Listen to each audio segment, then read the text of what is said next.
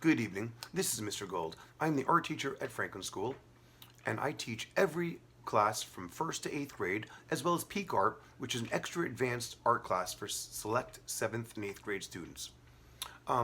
In my regular art classes, we meet once a week, and being that I don't have an art room, I come to each class and I expect each student to be prepared and ready for me when I come in the room.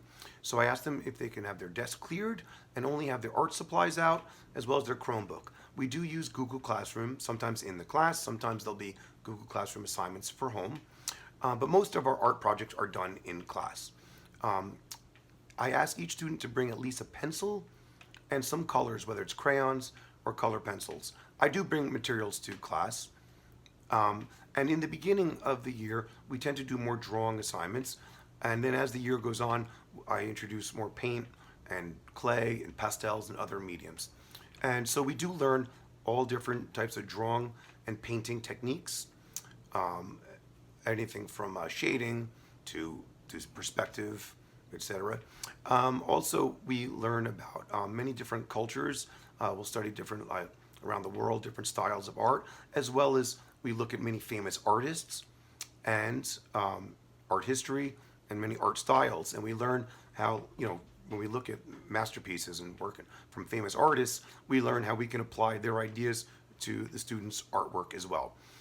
We tend to do, most of our artworks are going to fall under the 4 categories of art, which is portrait, landscape, still life, and abstract. But we are also open to all different types of ideas. Sometimes we do anything from comic art to graffiti art. So there's all different types of styles we do. Everything we do is curriculum-based and theory-based. So any artwork we do, I always explain the color theory in it or the elements and principles of art. And we also learn how to critique art, how to understand what makes something, a work of art, that is. So Pablo Picasso said, "Every child is an artist. The problem is to remain an artist once they grow up." So as an art teacher, I feel one of my roles is to make sure my students keep that creativity and their individuality and their artistic ability for the rest of their lives, whether they pursue art or whether they just appreciate the arts. So I hope everyone has a lovely evening, and I look forward to seeing your children in art class. Good night.